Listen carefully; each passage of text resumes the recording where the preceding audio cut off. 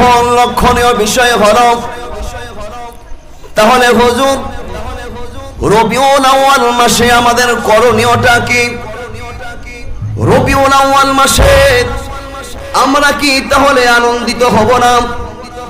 রবিউল আউয়াল মাসে 12 রবিউল আউয়ালে বিশ্ব নবীজি যেই দিনে দুনিয়াতে আগমন করেছেন, এটা আমাদের জন্য খুশির খবর কি খবর না? অবশ্যই খুশির খবর। তার কারণ হলো বিশ্ব নবী হলেন মহান চরিত্রের প্রতি প্রতিষ্ঠিত, বলি সুবহানাল্লাহ। বিশ্ব নবী যে দুনিয়ায় আগমন করার সময় পৃথিবীর বুকে যখন আসেন, পৃথিবীটা অজ্ঞতার যুগে, জাহিলিয়াতের যুগে অন্ধকারচ্ছন্ন পরিবেশে নিমজ্জিত ছিল। আমার দয়ার নবীকে এই দুনিয়াতে পাঠানোর মাধ্যম দিয়ে মুসলিম জাতি বিশ্ব যেন এক আলোর ঝলক, একটা নূর ফিরে পেয়েছে, বলি সুবহানাল্লাহ। এই জন্য এই রকম একজন মহামানব বিশ্ব নবী দুনিয়ায় আগমন হয়েছে, এটা মুসলমানদের চাইতে, এর চাইতে বড় আনন্দ আর খুশির চাইতে কি হতে পারে, বলি সুবহানাল্লাহ। আমার মুসলমান বাবাজিরা, মুসলমান যুবক ভাইরা লক্ষ্য করবেন, অবশ্যই আনন্দ করব, কিন্তু এই আনন্দটা বাদ ভাঙা আনন্দ করা যাবে না। যেমন দেখবেন আমাদের সমাজে বিয়ের অনুষ্ঠান হয়, অনেক সময় মুসলমানই হয়, হয় কি হয় না? হয় না? বিয়ের অনুষ্ঠান হয়, সুন্নতে খাতনা হয়, এটা তো অবশ্যই একটা আল্লাহর পক্ষ থেকে হালাল বিধান, কথা বলুন ঠিক কিনা? সুন্নতে খাতনা এবং বিবাহ এটা তো একটা সুন্নাহ, এটা আমরা করতে হবে, এটা তো সঠিক পথ। কিন্তু এই জিনিসটা বাস্তবায়ন করতে গিয়ে বিয়েটা হালাল, বিয়েটা অর্ধেক ইমানের সাথে তুলনা করা হয়েছে। বিয়ে করা এটা সঠিক পথ, মুসলমানের সুন্নতে খাতনা এটাও একটা সুন্নাহ। কিন্তু এই হালাল কাজটা, আমলটা আমরা করতে গিয়ে অনেক সময় দেখবেন আমরা হালাল জিনিসটাকে আমরা সম্পন্ন করতে গিয়ে হাজার হাজার হারাম কাজ তার মধ্যে প্রবেশ করে, কথা বলুন ঠিক কিনা? যেমন আমার বাড়ি কিন্তু খুব দূরে না, এখন আপনাদের পাশেই যে আলীগঞ্জে বাড়ি করেছি। আমি বৃহস্পতিবার শুক্রবার বিশেষ করে এই 2 দিন ঘুমানো যায় না, রাত্রিবেলা এমন গান বাজনা। আজকে যে বক্সগুলো দেখছেন আমাদের জন্য আমার ভাইয়েরা কত সুন্দর আয়োজন করেছে, সাউন্ড সিস্টেম, এর চাইতে বোধহয় আরো বড় আধুনিক বক্স নিয়ে এসে কবে তখন খোঁজ না হয় যে কেন এত গান বাজনা, বলবো হুজুর গান বাজনা একটু বাজবে না? ওর মেয়ের বিয়ে, গরু কিনে এনেছে, 4টা খাসি, 30টা মুরগি, যদি গান না বাজে তাহলে মানুষ জানবে কিভাবে যে বিয়ে হলো? বলি নাউজুবিল্লাহ। এটা হালাল না, এটা হারাম, এটা সম্পূর্ণ হারাম। আমি হালাল কাজ করতে গিয়ে হারাম যদি সংমিশ্রণ করি, সেটার জন্য বরকত সেখান থেকে উঠে যাবে, কথা বলুন ঠিক কিনা? সুন্নাতে খাতনা, অনেকে সুন্নাত কাজ করার জন্য চিন্তা ভাবনা করে, কিন্তু একদিন নয়, 2 দিন নয়, বাড়িতে দেখবেন অনেক হাজি গাজি সহ, নামাজিওয়ালা সহ 7 দিন যেন বাড়িটাকে একটা কনসার্টের মঞ্চ করে দেয়, কথা বলুন ঠিক কিনা? আমি বুঝাতে চাচ্ছি এটাই, বিশ্বনবী দুনিয়ায় আগমন করেছে, খুশি হতে হবে, কিন্তু এই খুশিটা অবশ্যই অবশ্যই আমার নবীর সুন্নাহ, সাহাবীদের আদর্শ, হালাল পন্থায় করতে হবে, কথা বলুন ঠিক কিনা? শুধুমাত্র লাফালাফি, শুধুমাত্র ঝাপাঝাপি, শুধুমাত্র হই হুল্লা করে নামাজ নাই, কালাম নাই, নবীর মহব্বত দিলে নাই, এই রকম ভাবে সারাদিন পার করে দিলেও আল্লাহ পাক বলছেন তোমার এই আমলটা আমার কাছে গ্যারান্টেড হবে না, কথা বলুন ঠিক কিনা? এবার একটু লক্ষ্য করবেন, অবশ্যই খুশি হতে হবে, তার কারণ এটা মুসলমানদের জন্য বিশ্ব নবী আগমন করেছে, এটা মহা একটা বরকতময়। তার কারণ একটা ছোট্ট দৃষ্টান্ত আপনাদের সামনে তুলে ধরি, তাহলে বুঝতে পারবেন। নবীজির একজন চাচা ছিল, নবীজির একজন চাচার নাম আবু লাহাব। নাম কি? আবু লাহাব। সে কিন্তু কাফের ছিল, আবু লাহাব কাফের ছিল।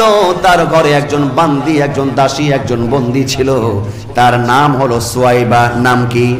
সুয়াইবা বন্দী ছিল আবু লাহাব নবীর চাচা কাফেরের ঘরে। আমার বিশ্ব নবী যেই দিন, যেই ক্ষণে, যেই সময় আব্দুল্লাহর ঘরে বিশ্ব নবী দুনিয়ায় আগমন করলেন, কাফের আবু লাহাব তার বান্দি ছিল, নাম কি? সুয়াইবা। সুয়াইবা এই খবরটা জানতে পেরেছে যে দুনিয়াতে আব্দুল্লাহর ঘরে একজন পুত্র সন্তান আগমন করেছে মুহাম্মদ নামে। বলি সুবহানাল্লাহ। সুয়াইবা বান্দি ছিল, দাসী ছিল। এই খবরটা নবীর চাচা আবু লাহাব কাফেরের কাছে পৌঁছে দিলেন। এবার সুয়াইবা বলে, মনিব, মালিক, আপনাকে আজকে আমি একটা সংবাদ দিতে চাই। আপনি কি খবর পেয়েছেন আজকে আব্দুল্লাহর ঘরে মুহাম্মদ নামক একজন সুপুরুষের আগমন দুনিয়াতে ঘটেছে? বলি সুবহানাল্লাহ। আবু লাহাব কাফের ছিল। যখন সুয়াইবা বিশ্ব নবীর আগমনের সংবাদটা তার মালিক আবু লাহাবকে দিল, আবু লাহাব খুশি হয়ে সুয়াইবাকে বলেছিল, যাও যাও, এই সংবাদটা পেয়ে আমি খুশি হয়ে গেলাম, এই মুহূর্তেই তোমাকে আমি মুক্ত করে দিলাম, আজাদ করে দিলাম। বলি সুবহানাল্লাহ। এইখান থেকে শিক্ষা নিতে হবে। শিক্ষার বিষয় হলো, নবীর চাচা আবু লাহাব কাফের ছিল। কি ছিল? কাফের ছিল, কিন্তু বিশ্ব নবী আগমন করেছে, খুশি হয়ে তার দাসীকে মুক্ত করে দিয়েছে আল্লাহ পাক। দেখুন কি ফাইসালা। এবার কাফের আবু লাহাব যখন মৃত্যুবরণ করে, আবু লাহাব মৃত্যুবরণ করে যখন কবরে চলে যায়, নবীর সাহাবী হযরত আব্বাস রাদিয়াল্লাহু তাআলা আনহু স্বপ্ন যোগে আবু লাহাবকে দেখলেন। কাকে দেখলেন? স্বপ্ন যোগে আবু লাহাবকে দেখলেন। এবার নবীর সাহাবী আবু লাহাব স্বপ্নের মাধ্যমে কাফের নবীর চাচা আবু লাহাবকে ডাক দেয়া বলছে, ও আবু লাহাব, তুমি কবরে কেমন আছো? তোমার কবরের অবস্থাটা কি? এবার আবু লাহাব বলছে, আব্বাস ভাই, আমি দুনিয়াতে কাফের ছিলাম, পথভ্রষ্ট ছিলাম, অহংকার করেছিলাম, আমি তো মুসলমান ছিলাম না, এই জন্য কবরটা আমার জন্য সংকীর্ণ হয়ে গেছে, একটা আযাবের অংশ হয়ে গেছে। বলি নাউযুবিল্লাহ। নবীর চাচা আবু লাহাব কাফের, বলে কবরটা আমার জন্য একটা আযাবের টুকরা হয়ে গেছে। কিন্তু চিন্তার বিষয় আর আপনার আমার জন্য শিক্ষার বিষয় হলো, আবু লাহাব এবার আব্বাসকে বলে, আব্বাস ভাই, আমার কবরটা বড়ই সংকীর্ণ হয়ে গেছে, কিন্তু নবী মুহাম্মদ আমার ভাতিজা যেই সোমবারের দিন পৃথিবীতে আগমন করেছিল, আমার দাসী ছিল সুয়াইবা, এই খবরটা মুহাম্মদ দুনিয়াতে আগমন করেছিল, এই খবরটা আমাকে দিয়েছিল। আমি কাফের হওয়ার পরেও খুশি হয়ে আমার দাসী বান্দিকে আমি 2 আঙ্গুল দিয়ে বলেছিলাম, তোমাকে মুক্ত করে দিলাম। আব্বাস ভাই, যখন যেই দিন সোমবার আসে, সোমবারের দিন যখন আমি এই 2টা আঙ্গুল, যেই 2টা আঙ্গুল দিয়ে আমি সুয়াইবাকে আজাদ করে দিয়েছিলাম, এই 2টা আঙ্গুল যখন আমি মুখের মধ্যে নিয়ে জিহ্বা দিয়ে যখন আমি চুষি, এই আঙ্গুল দিয়ে এমন একটা আমি মধু পাই যেন আমার কবরের আযাবটা হালকা হয়ে যায়। বলি সুবহানাল্লাহ। আরো আওয়াজ দিয়ে বলুন সুবহানাল্লাহ। নবীর চাচা কি ছিল? কাফের না মুসলমান? একজন কাফের যদি নবী খুশি হওয়ার পরে তার জন্য যদি এই রকম ব্যবস্থা হয়, একজন মুসলমান খুশি হলে, আল্লাহর নবীর উপরে খুশি হলে, আল্লাহ পাক তার জন্য আরো বেশি মোবারকময়, আরো বেশি বরকতময়, আরো বেশি কল্যাণ লিখে রাখবেন। কে রাখবেন না? অবশ্যই সেটা আমাদের জন্য কল্যাণকর হবে। কথা বলুন ঠিক কিনা? তবে সেই আনন্দ, সেই উল্লাস, সেই বিনোদন হতে হবে ইসলামিক কৃষ্টি কালচারের মধ্যে, আমার নবীর সুন্নাহর মধ্যে। যেই আদর্শ সাহাবীরা দেখিয়েছেন, তাবেঈরা দেখিয়েছেন, সেই আদর্শের মধ্যে আমাকে আদর্শ করতে হবে। কথা বলুন ঠিক কিনা? এই জন্য আল্লাহ রাব্বুল আলামিন কোরআনুল কারীম সূরা হাশরের 7 নম্বর আয়াতে বলছেন, ওয়ামা আতাকুমুর রাসূলু ফাখুযুহু ওয়ামা নাহাকুম আনহু ফান্তাহু।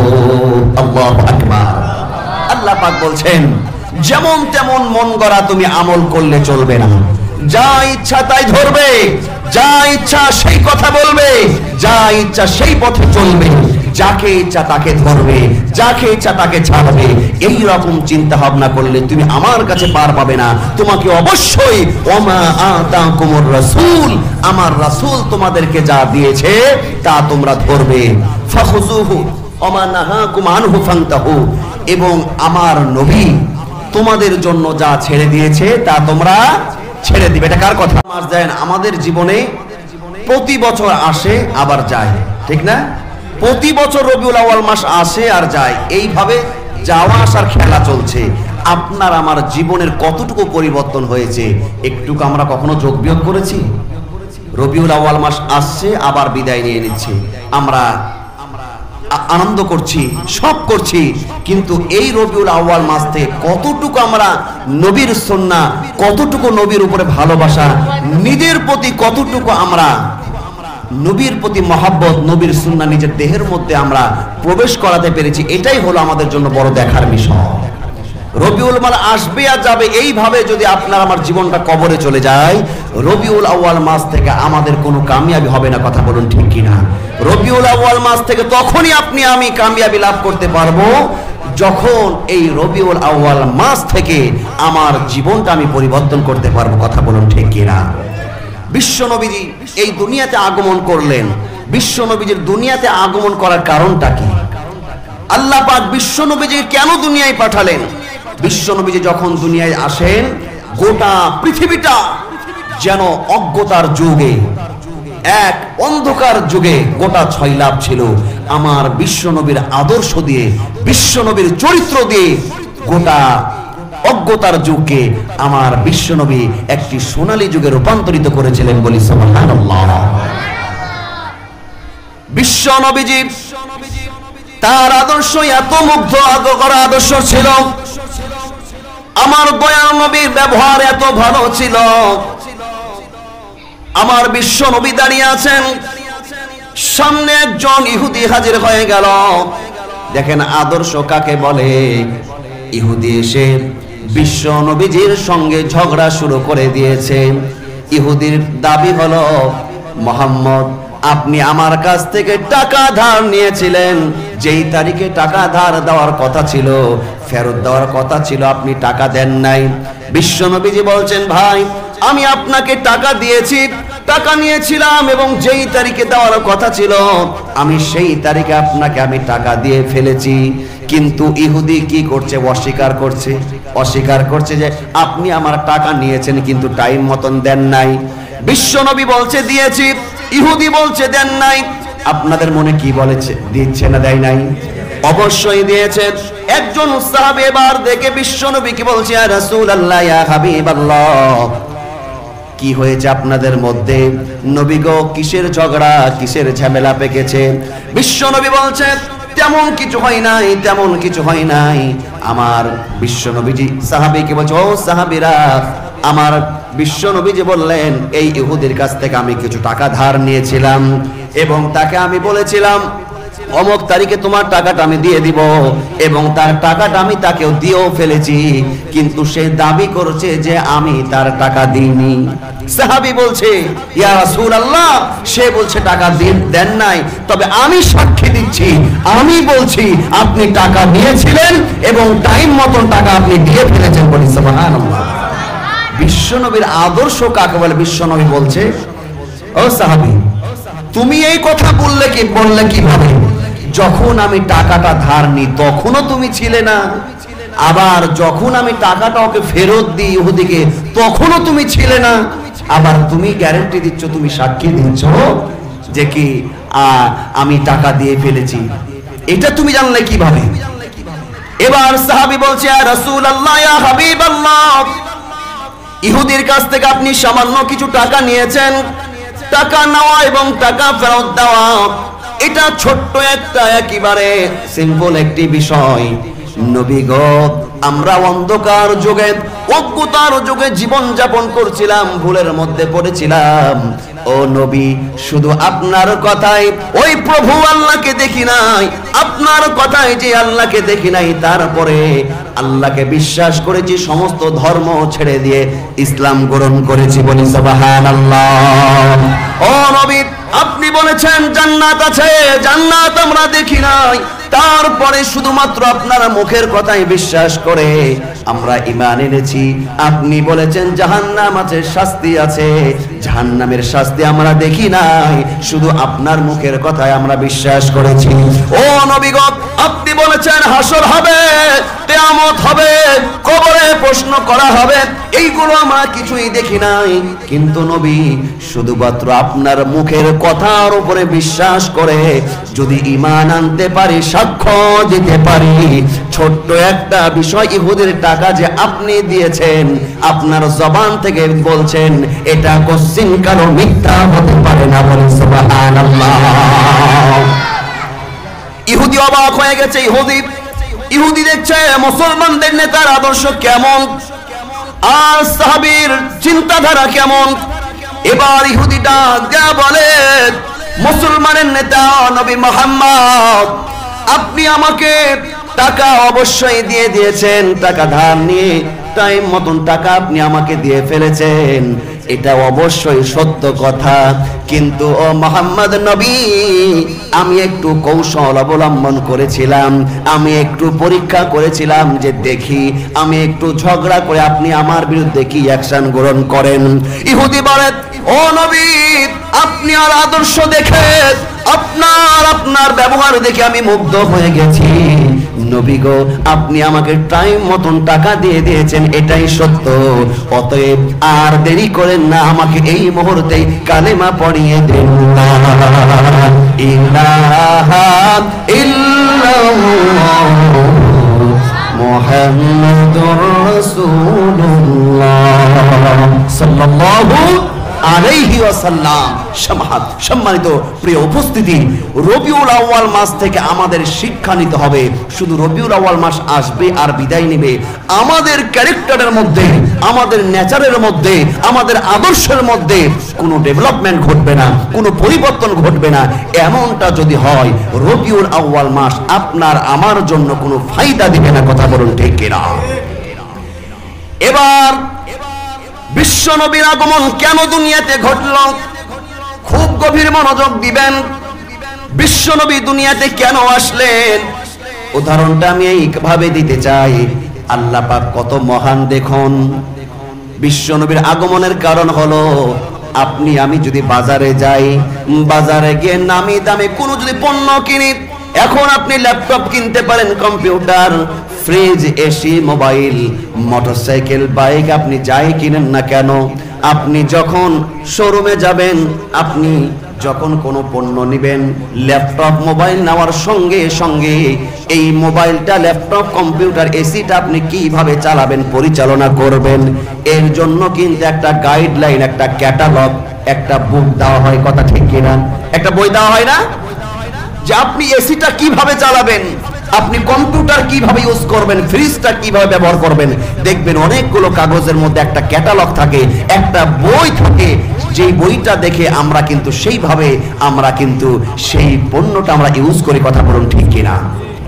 কিন্তু কখনো কি এরকম বলে শোরুম থেকে যে ফ্রিজ কিনতে গেছেন বা মোটরসাইকেল কিনতে গেছেন, যে হুজুর আপনি ইমাম সাহেব মানুষ, আপনি ইমাম মানুষ, আপনি আমাদের শোরুমে আসলেন, এসি নেবেন, ফ্রিজ নেবেন, তো কিভাবে চালাবেন হয়তো সম্পূর্ণ পারবেন কিনা, আমার শোরুম থেকে একটা আমি কর্মচারী দিই, একটা কলিগ দিয়ে আপনি নিয়ে যে 1 মাস বাড়িতে রাখেন, ওর কাছ থেকে আপনি প্র্যাকটিক্যালি শিখে ফেলেন। এইরকম কেউ কি বলে? কেউ বলে? কেউ বলে না। বরং আপনি একটা পণ্য নিয়ে খালি শোরুমের বারান্দা আপনি ওভারটেক করবেন, আপনার 1 বছর 10 বছর ওয়ারেন্টি আর গ্যারেন্টি থাকুক, আপনি টাকা দিয়ে বের হয়ে আসবেন, তারপরে পরের দিনই যাবেন, আপনার সংশোধন, রিপেয়ারিং করার জন্য আপনার স্যান্ডেল ক্ষয় হয়ে যাবে। কথা বলুন ঠিক কিনা? এই উদাহরণটা আমি কেন দিলাম? আল্লাহ রাব্বুল আলামিন মানুষ জাতিকে দুনিয়ায় সৃষ্টি করে পাঠিয়ে দিয়েছেন।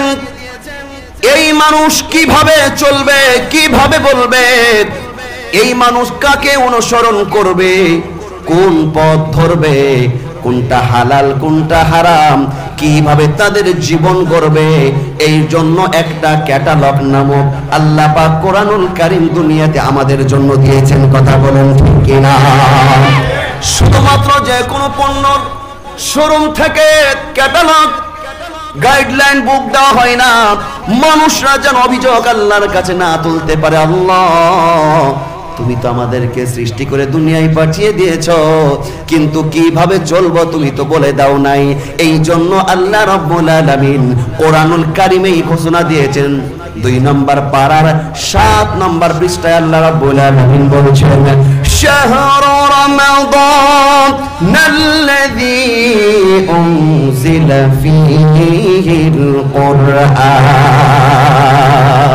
আল্লাহ পাক বলছেন, আমি রমজান মাসে যে কিতাব নাজিল করেছি, আমি কোরআন নামক এই কিতাবটাকে রমজান মাসে নাজিল করেছি। আল্লাহু আকবার।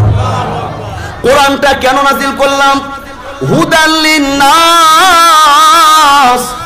মানুষের হেদায়েতের জন্য, মানুষের পথ প্রদর্শনের জন্য। অবাইনাতিম মিনাল হুদা, এবং সত্য মিথ্যার পার্থক্যকারী কিতাব, গাইডলাইন, পথ প্রদর্শক হিসাবে আমি এই কোরআনটাকে পাঠিয়ে দিয়েছি। বলি সুবহানাল্লাহ। এবার আসুন, বিশ্ব নবী কেন দুনিয়ায় আগমন করলেন? কোন শরম থেকে কখনো বলে না। আপনি ইমাম সাহেব হন আর হাজী সাহেব হন, আপনি এমপি হন আর চেয়ারম্যান হন না কেন, আপনি ফ্রিজ কিনলে কখনো বলে না হুজুর, বা আপনি এমপি সাহেব আপনি এসি কিনলেন, হয়তো ঠিক মতন বুঝবেন কি বুঝবেন না, শোরুম থেকে একজন নিয়ে যান, আপনি প্র্যাকটিক্যালে 2-5 দিন দেখেন, কেউ কি বলেন? কেউ বলে না। ওই আল্লাহ কত মহান, আমার আল্লাহ রাব্বুল আলামিন এই কোরআনুল কারীমটা দুনিয়ায় পাঠিয়ে দিলেন, এবং এই কোরআনে কি আছে, কিভাবে আমরা চলবো, কিভাবে আমরা বলবো, কিভাবে আমরা হাঁটবো, কিভাবে আমরা বসবো, কিভাবে আমরা খাবো, কিভাবে আমরা চলবো, এই কোরআনে যা যা আছে, কোরআন নামক মানুষের এই ক্যাটালগটা আল্লাহ রাব্বুল আলামিন বিশ্ব নবীকে দুনিয়ায় পাঠিয়েছেন। তার কারণ হলো বিশ্ব নবীজিকে প্র্যাকটিক্যালে দেখিয়ে দেখিয়ে এই কোরআনটা প্রমাণ করছে। সুবহানাল্লাহ, আল্লাহু আকবার। বিশ্ব নবীর আদর্শ হলো কোরআনের আদর্শ। বলি সুবহানাল্লাহ। আম্মা জান আয়েশা রাদিয়াল্লাহু তাআলা আনহার দরবারে সাহাবীরা হাজির হয়ে গেলেন। আম্মা জান আয়েশা, আপনার কাছে আমরা জানতে চাই, আপনি একটু আমাদেরকে বলবেন নবী মুহাম্মদ আপনার প্রাণের স্বামী বিশ্ব নবীর আদর্শ চরিত্রটা কেমন, আপনি আমাদেরকে একটু জানান। সাহাবীরা কার কাছে গেছেন? কার কাছে গেছেন সাহাবীরা? বলেন। সাহাবীরা গেছে নবীজির স্ত্রীর কাছে। আলোচনা বুঝতে অসুবিধা হচ্ছে? সাহাবীরা গেছে নবীজির স্ত্রীর কাছে যে নবীজির আদর্শ কেমন। এইখানে একটা কথা আসে না, প্রশ্ন আসে না যে নবীর আদর্শ কেমন, স্ত্রীর কাছে কেন গেল? আছে না? তার কারণ হলো স্ত্রীর সার্টিফিকেটের দাম আছে না নাই? হয়তো অনেকে মন থেকে অনিচ্ছাকৃত হয়ে বলছেন যে আছে, মনে মনে হয়তো বলছেন যে নাই, কিন্তু অবশ্যই আছে। দেখবেন আমাদের দেশে সমাজে অনেক পীর আছে, পীরগুলো ধরে ধরে মুরিদ বানায়, ধরে ধরে মুরিদ বানায় মানুষকে, যে আসেন আমাদের খানকায় আসেন, আমাদের দলে আসেন। আমার ইচ্ছা হয় যে ওই পীর সাহেবকে আগে জিজ্ঞাসা করা দরকার যে পীর সাহেব আপনার বিবি আপনার স্ত্রীকে আপনার মুরিদ হয়েছে? এই কথা কেন বললাম? ওই পীর সাহেব কত বড় আল্লাহর ওলি, পীর সাহেব কত বড় পীরে কামেল, আপনি কত বড় নেতা, আপনি কত বড় চেয়ারম্যান, আপনার পা থেকে মাথা পর্যন্ত আপনি ফজরের নামাজ পড়েন না পড়েন না, আপনি তাহাজ্জুদের নামাজ পড়েন কি পড়েন না, আপনার বন্ধু, আপনার বান্ধবী, আপনার প্রতিবেশীর চাইতে সব চাইতে আপনার আমার দুনিয়াতে খবর জেনে রাখেন তিনি হলেন আপনার স্ত্রী। কথা বলুন ঠিক কিনা? আপনি বাইরে যতই পটর পটর করেন, আপনি কত বড় আল্লাহর ওলি, স্ত্রী সব জানে কি জানে না? স্ত্রী সব খবর রাখে।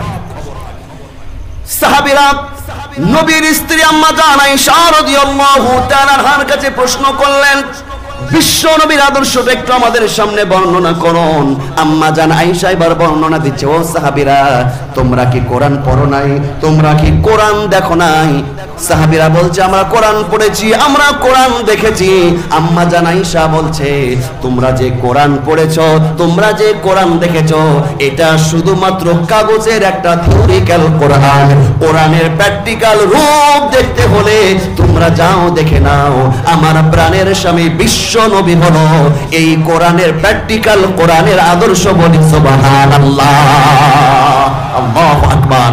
এই জন্য রবিউল আউয়াল মাস আমাদের জন্য তখন সাকসেস হবে, তখন আমাদের জন্য ফায়দা আসবে শুধু নবীজিকে ভালোবাসি, সাল্লাল্লাহু আলাইহি ওয়াসাল্লাম শুনলে নাকে মুখে চুমু দিই, নবীকে ভালোবাসি, নবী মিষ্টি খেতে ভালোবাসে তাই আমিও মিষ্টি খাই, নবীজি আতর মাখতেন সুন্নাহ তাই আমিও সুন্নাহ, এইগুলো যেগুলো পজিটিভ ভালো লাগে, যেইগুলোর কোনো বিপদ নাই সেইগুলো আমরা ভালোই উদযাপন করি, সেইগুলো ভালোই ধরি। কিন্তু যেইখানে একটু পরীক্ষা, যেইখানে আমরা বিপদ, সেইখানে আমরা নাই। কথা বলুন ঠিক না? বিশ্ব নবীজিকে মডেল মানতে হবে, সেটা নারী হোক আর পুরুষ হোক, যুবক হোক আর যুবতী হোক, সবার জন্য আমার বিশ্ব নবীজির পরিবার হলো আদর্শ। কথা বলুন ঠিক কিনা? আমার ভাইয়ারা, যাকে তাকে মডেল মানা যাবে না। রবিউল আউয়াল মাস থেকে কিছু শিক্ষা আপনাদের সামনে আমি তুলে ধরতে চাই। এই মাস থেকে কি শিক্ষা আমরা অর্জন করব? আমি আলোচনার স্টার্টিং কেবল আমি শুরু করেছি, আপনারা কি রাগ করছেন? আলোচনা চলবে। এবার লক্ষ্য করেন কি শিক্ষা আমাদের জন্য। রবিউল আউয়াল মাস থেকে আমরা কি গ্রহণ করলাম? আমরা দুনিয়ার কোনো মানুষকে মডেল মনে করতে পারি না। কোনো খেলোয়াড়, কোনো প্লেয়ার, কোনো নায়ক নায়িকা, কোনো তারকা কিন্তু আমাদের জন্য মডেল হতে পারে না। যাকে মডেল মানলে ইহকালে শান্তি, পরকালে মুক্তি হয়ে যাবে, তিনি হলেন বিশ্বনবী মুহাম্মদুর রাসূলুল্লাহ সাল্লাল্লাহু আলাইহি ওয়াসাল্লাম। বলি সুবহানাল্লাহ, আল্লাহু আকবার। নবীকে যদি মডেল মানতে পারেন, বিশ্ব নবীজিকে যে মডেল মানবে সে ডাক্তার হবে, কখনো কসাই হবে না। বিশ্ব নবীজিকে যদি মডেল মানে সে ইঞ্জিনিয়ার হবে, টাকার মহে ইঞ্জিনিয়ার হয়ে রডের জায়গাতে বাঁশ দেবে না। কথা বলুন ঠিক কিনা? নবীকে যদি মডেল মানতে পারে সে আলেম হবে, আলেম নামে কখনো জালেম হবে না। কথা বলুন ঠিক কিনা? নবীকে যদি মডেল মানতে পারে সে নবীজির প্রিয় আশিক হবে, সে আশিকের রাসূল হতে পারে, সে আশিকে শয়তান কখনো হবে না। কথা বলুন ঠিক কিনা? এখন আমরা কোরআনকে প্রশ্ন করতে চাই, তাহলে কোরআন তুমি আমাদেরকে বলে দাও কাকে আমরা মডেল মানবো? আমাদের জন্য মডেল কে? কোরআন বলে দিচ্ছে, লাকাদ কানা লাকুম ফি রাসূলিল্লাহি উসওয়াতুন হাসানাহ। আল্লাহু আকবার। আল্লাহ পাক বলছেন অবশ্যই, লাকাদ কানা লাকুম ফি রাসূল, অবশ্যই আমার রাসূলের মধ্যে উসওয়াতুন হাসানা, সমস্ত মানুষের জন্য, মানবতার জন্য, বিশ্ব মানবতার জন্য আমার রাসূলের মধ্যে তোমাদের জন্য উত্তম আদর্শ রয়েছে। বলি সুবহানাল্লাহ।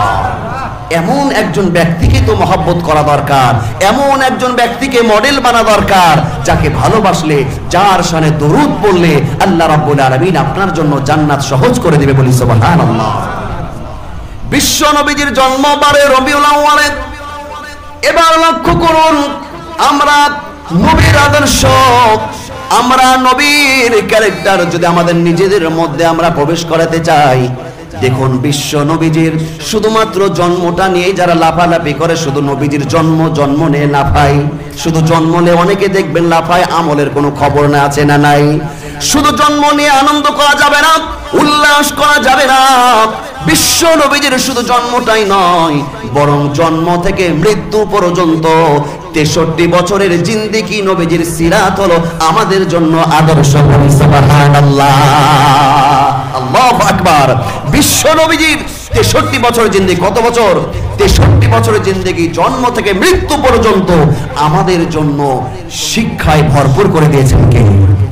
আমাদের সেইখান থেকে আদর্শ আমাদেরই করতে হবে। এখন আমি গুরুত্বপূর্ণ কিছু বিষয় আপনাদের সামনে তুলে ধরতে চাই।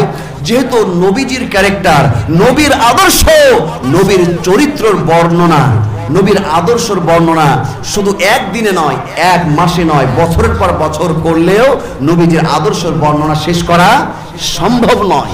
আমাদের সামান্য এতটুকু জ্ঞানে কিছুই সম্ভব নয়। আটলান্টিক মহাসাগর আছে না?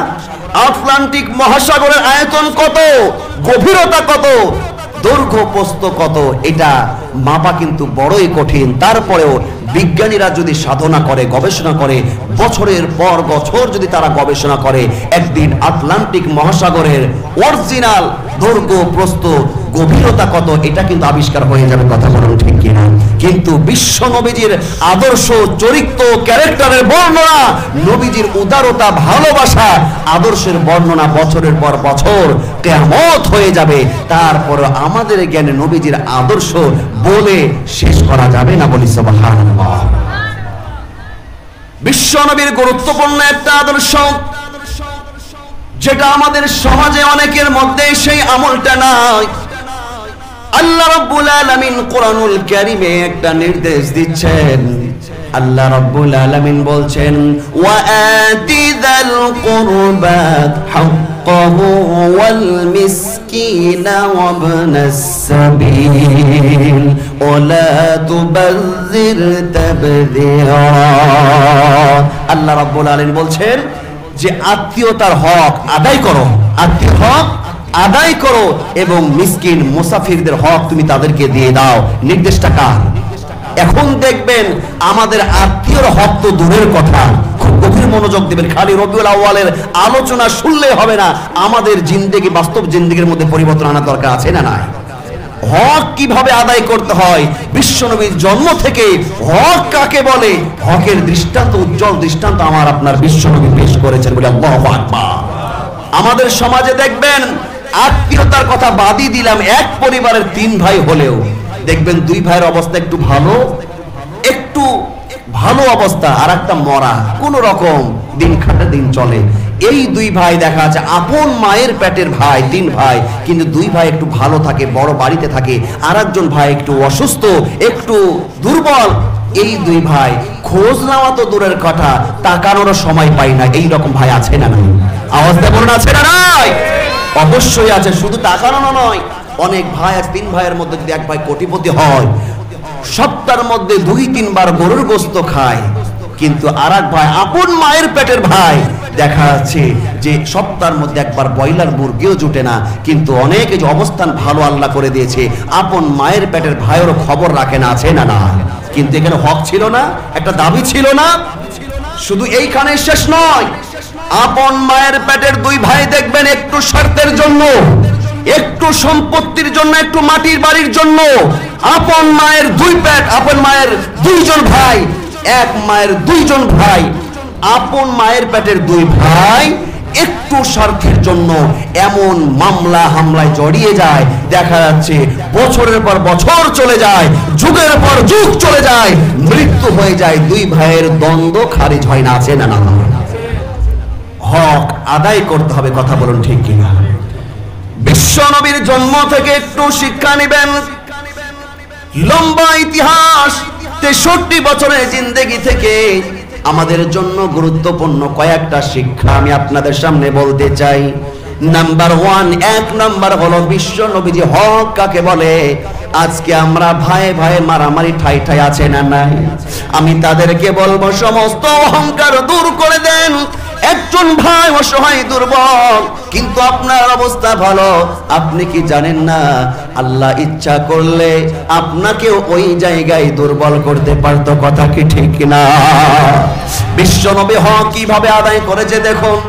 আমার দয়ার নবী, এতিম নবী, বিশ্ব নবী দুনিয়ায় আসার পূর্বে আব্বা জান দুনিয়া থেকে বিদায় নিয়েছে।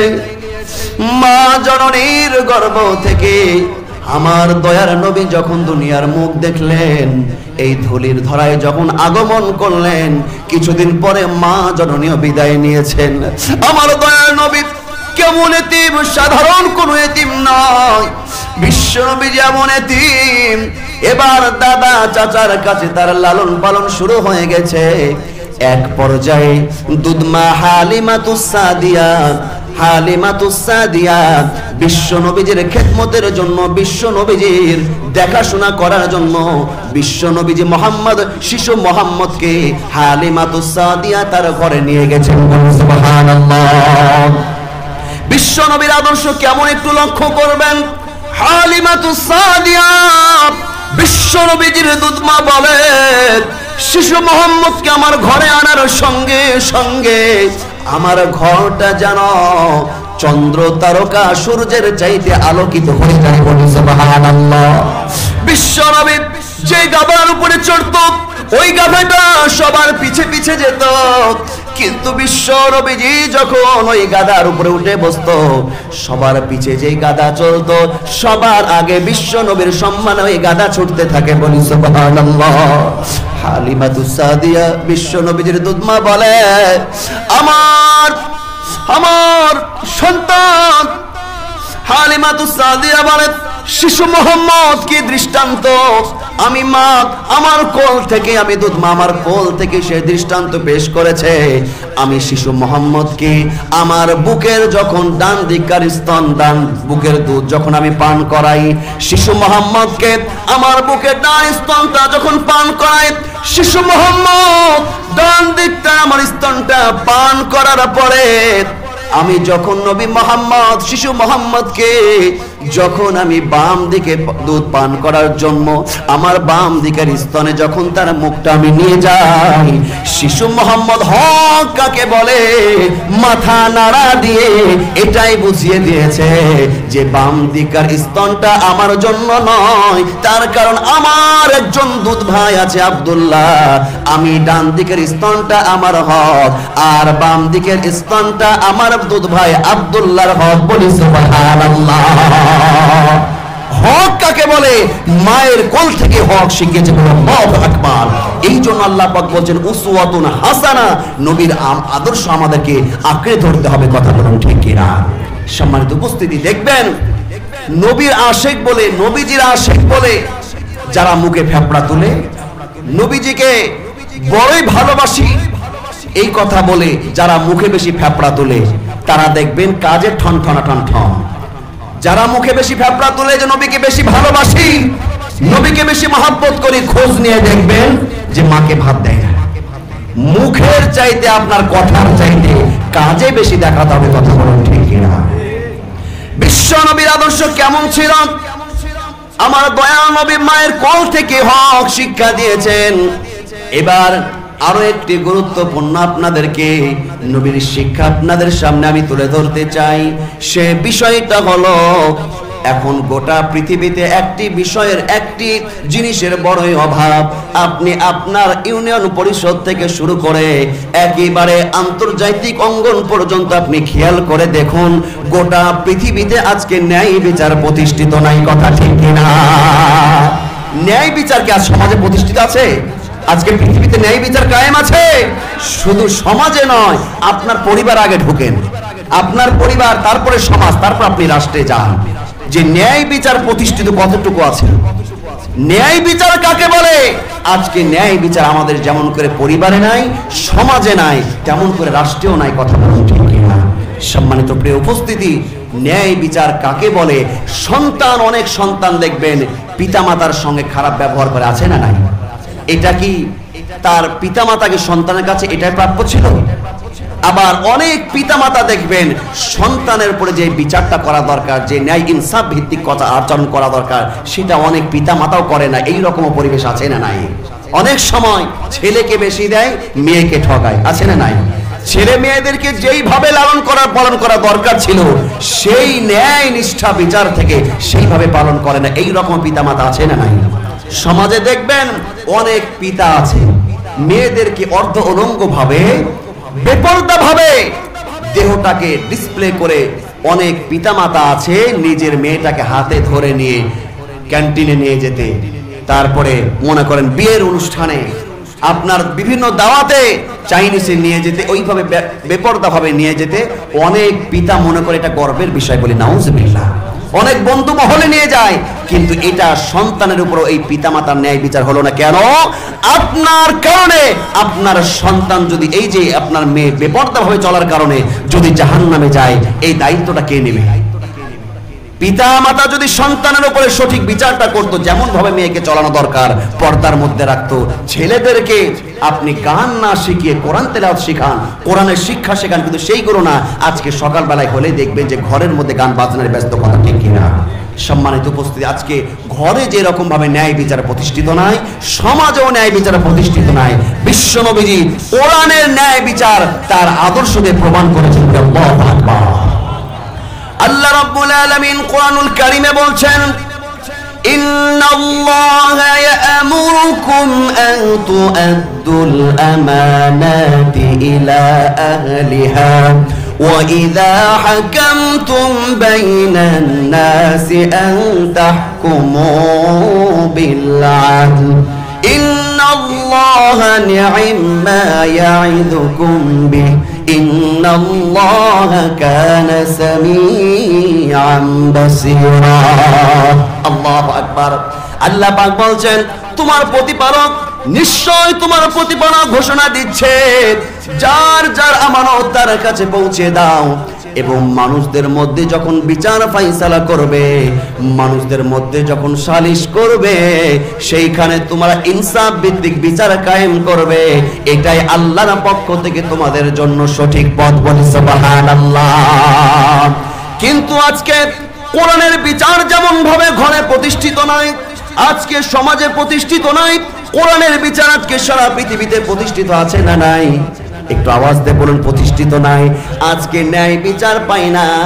আজকে ন্যায় বিচার, সমস্ত বিচারগুলো কোরআন দিয়ে হয় না। আজকে ন্যায় বিচার যেন টাকার কাছে বিক্রি হয়ে গেছে। কথা বলুন ঠিক কিনা? টাকার কাছে আজকে বিচার হারিয়ে গেছে। যেই বিচারটা পাওয়ার কথা, আজকে সমাজে যখন বিচার বসে দেখবেন যার টাকা আছে তার দিকে রায় আছে না নাই? অনেক আল্লাহর ওলি, অনেক হাজী সাহেব, অনেক ইমাম সাহেব, অনেক আলেম ওলামা কোর্টের দ্বার প্রান্তে দেখবেন কোর্টে ঘুরে বেড়াচ্ছে নির্দোষ, কিন্তু আজকে তাদের পক্ষে রায় নাই, তাদের আজকে যোগ্যতা নাই, তাদের আজকে টাকা নাই, ক্ষমতা নাই, এই জন্য ন্যায় বিচারও নাই। কথা বলুন ঠিক কিনা? কিন্তু কেউ যদি মুখে দাবি করেন আমি ন্যায় বিচারের উপরে প্রতিষ্ঠিত আছি, আমি ন্যায় বিচারের উপরে স্বচ্ছ আছি, কেউ যদি প্রতিষ্ঠিত করে, এটা যদি মুখে বলে, কিন্তু এইটা আপনি ন্যায় প্রতিষ্ঠা করলেন, ইনসাফ ভিত্তিক বিচার করলেন নাকি বেইনসাফ করলেন, এর পূর্ণ আল্লাহর কাছে রেকর্ড ভিডিও আছে কি নাই? মা ইয়ালফিযু মিন কওলিন ইল্লা লাদাইহি রাকীবুন আতীদ। আল্লাহু আকবার। প্রত্যেকটা মানুষের সঙ্গে দুইজন অতন্দ্র প্রহরী আল্লাহ পাক নিযুক্ত করে দিয়েছেন। আপনি স্বয়ংে, স্বপনে, রাতে, দিনে যা করছেন, যা বলছেন, আল্লাহর ফেরেশতা সব রেকর্ড ভিডিও করে রেখে দিচ্ছে। বলে আল্লাহু আকবার। আজকে টাকার কাছে বিচার নাই, আজকে টাকার কাছে বিচার বিক্রি হয়ে গেছে। আজকে আমি বিচারকদেরকে বলবো, আপনি পরিবারের একজন অভিভাবক, আপনি পরিবারের একজন বিচারক, আপনি সমাজের একজন অভিভাবক, আপনি সমাজের একজন বিচারক। কথা ঠিক কিনা? আপনি রাষ্ট্রের একজন কর্ণধার, রাষ্ট্রের আপনি অভিভাবক। সমস্ত জনগণ আপনার কাছে আমানত, সমস্ত জনগণের ন্যায় নিষ্ঠা ইনসাফ ভিত্তিক বিচার পাবে, এটা আপনার কাছে জনগণ আমানত। কথা ঠিক কিনা? কিন্তু আজকে ন্যায় নিষ্ঠা বিচার প্রতিষ্ঠিত নাই। আর বিশ্ব নবীজির বিচার কেমন ছিল, আমার দয়ার নবী কেমন ন্যায় বিচারের দৃষ্টান্ত পেশ করেছেন, আমার দয়ার নবীর আদর্শ থেকে আমাদেরকে শিক্ষা নেওয়ার দরকার আছে না নাই? বিশ্ব নবীর আদর্শ কাকে বলে? আদর্শ কাকে বলে? একজন ইহুদি এসে আল্লাহর নবীর কাছে বিচার দিল হযরত আবু বকর রাদিয়াল্লাহু তাআলা আনহুর নামে। কার নামে? হযরত আবু বকর রাদিয়াল্লাহু তাআলা আনহু নামে বিচার দিলেন। কার কাছে? বিশ্ব নবী মুহাম্মদুর রাসূলুল্লাহ সাল্লাল্লাহু আলাইহি সাল্লামের কাছে। বিচার কাকে বলে? ইনসাফ ভিত্তিক বিচার কাকে বলে? আল্লাহর নবী কি ন্যায় বিচার প্রতিষ্ঠিত করেছেন, একটু খেয়াল করে শুনবেন। বিচার মামলা করছেন কে? বিচার দিচ্ছেন, মামলা করছেন একজন ইহুদি। কে বলুন? একজন ইহুদি মামলা করছে। কার নামে? নবীর সাহাবী, ইসলামের প্রথম খলিফা হযরত আবু বকর সিদ্দিক রাদিয়াল্লাহু তাআলা আনহু। আল্লাহু আকবার। মামলা করছেন ইহুদি, আর আসামি হলেন আবু বকর, আর বিচারক হলেন বিশ্বনবী মুহাম্মদুর রাসূলুল্লাহ।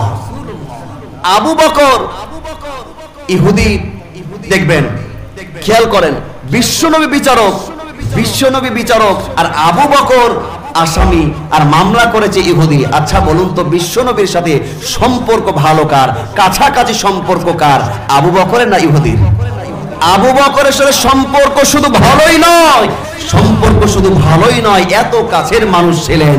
আল্লাহর নবী হিজরত করেছিলেন, আল্লাহর পক্ষ থেকে হিজরতের সাথী ছিলেন হযরত আবু বকর সিদ্দিক রাদিয়াল্লাহু তাআলা আনহু। সুবহানাল্লাহ।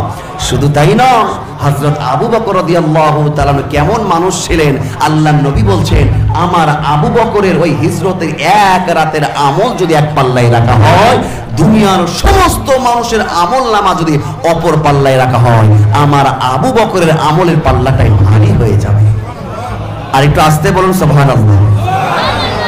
এবার লক্ষ্য করুন, বিচার দিচ্ছেন ইহুদি, আসামি হলেন আবু বকর এবং বিচারক হলেন দয়ার নবী বিশ্ব নবী। এবার ইহুদি বলছে, আপনার সাহাবী আবু বকর, নবীকে বলছে, আপনার সাহাবী আবু বকর নবী গো আমাকে থাপ্পড় মেরেছে, আপনার সাহাবী আমাকে থাপ্পড় মেরেছে, আপনার কাছে আমি বিচার দিলাম, এর সুষ্ঠু বিচার আপনার কাছে আমি চাই। বিশ্ব নবী যদি বিচারক হয়, এখানে ইনসাফ ভিত্তিক বিচার হবে না বেইনসাফ ভিত্তিক? ইনসাফ ভিত্তিক বিচার কাকে বলে লক্ষ্য করুন। বিশ্ব নবী বলছে, ইহুদি আমার আবু বকর তোমাকে থাপ্পড় মেরেছে। আচ্ছা, কোন সাহাবী অকারণে কোন মানুষকে কষ্ট দিতে পারে? আপনাদের মনে কি বলে, আবু বকরকে থাপ্পড় মেরেছে কোন অযৌক্তিক কারণে? এবার নবীজি বলছে, ইহুদি আমার সাহাবী তোমাকে আবু বকর যে থাপ্পড় মেরেছে কারণটা কি? বলছে কোনো কারণ নাই, আন্দাজে মেরেছে। কোনো কারণ নাই। বলছে বলো কি? আন্দাজে? বলছে হ্যাঁ আন্দাজে। আপনি যে আরো অনেকে আছে আমাদের সাথীরা, আপনি জিজ্ঞাসা করেন, আন্দাজে মেরেছে, কোনো কারণ নাই, অযথা, কোনো দোষ করে নাই। তাই এবার ঠিক সেই মুহূর্তে আবু বকর ওই মজলিসে হাজির হয়ে গেছে। সুবহানাল্লাহ। আবু বকর এসে বিশ্বনবীকে সালাম দিলেন, ইয়া রাসূলুল্লাহ, ইয়া হাবিবাল্লাহ। বিশ্বনবীজি সালামের জবাব দিলেন। বিশ্বনবী বলছে, আবু বকর তুমি কি ইহুদিকে থাপ্পড় মেরেছো? তুমি কি চর মেরেছো? বিশ্বনবীজি যখন এই প্রশ্ন করে, আবু বকর বলে, ইয়া রাসূলুল্লাহ, ইয়া হাবিবাল্লাহ, এই বেয়াদবটা ইহুদি আবার আপনার সামনে এসেছে, ওই যে অপরাধ করেছে ওকে আমি একটা থাপ্পড় মেরেছি, কিন্তু আমার গায়ে যে আগুন জ্বলে উঠেছে সেই আগুন এখনো নিভে নাই। ও নবী, সে আপনার সামনে এসেছে, আমি তোকে একটা থাপ্পড় মেরেছি, যদি আপনি অনুমতি দেন আমি বাম হাত দিয়ে ওকে আর একটা থাপ্পড় মারতে চাই। বলি সুবহানাল্লাহ। বিশ্বনবী বলছে, কেন তুমি থাপ্পড় মেরেছো? এবার আবু বকর রাদিয়াল্লাহু তাআলা আনহু জবাব দিচ্ছে, ইয়া রাসূলুল্লাহ, আমি এমনি থাপ্পড় মারি নাই, আমি থাপ্পড় মেরেছি ওরা বসে থেকে ওদের সদস্যদেরকে নিয়ে সাঙ্গপাঙ্গ নিয়ে ওরা বসে থেকে আলাপ আলোচনা করছিল। আমি ওই রাস্তাতে যাচ্ছিলাম, আমি বলছিলাম যে তোমরা এই ধর্ম ছেড়ে দাও, তোমরা নবী মুহাম্মদকে নেতা মানো, নবীর কাছে যাও, কালেমা গ্রহণ করো, ইসলাম গ্রহণ করো এবং ওই আল্লাহ এক আল্লাহর উপরে বিশ্বাস আনো। আমি যখন এই কথা বলি তখন তারা বলল, তোমাদের মুহাম্মদকে মানি না, তোমাদের ইসলামকে আমি মানি না, তোমাদের ইসলামও আমরা করি না। তো নবী গো, সে ইসলাম পছন্দ করে না, ইমানদার হতে পারবে না, হবে না, আমার কোনো আপত্তি নাই, ভালো কথা, কিন্তু সে বলেছে যে তোদের আল্লাহ ফকির। বলি নাউজুবিল্লাহ। ইহুদি কি বলেছে? তোমাদের আল্লাহ ফকির। বিশ্বনবী যখন এই কথা শুনলেন, আবু বকরকে বলছে, আবু বকর, ইহুদি যে এই কথা বলেছে যে মুসলমানদের আল্লাহ ফকির, এটা কি তুমি প্রমাণ দেখাতে পারবা?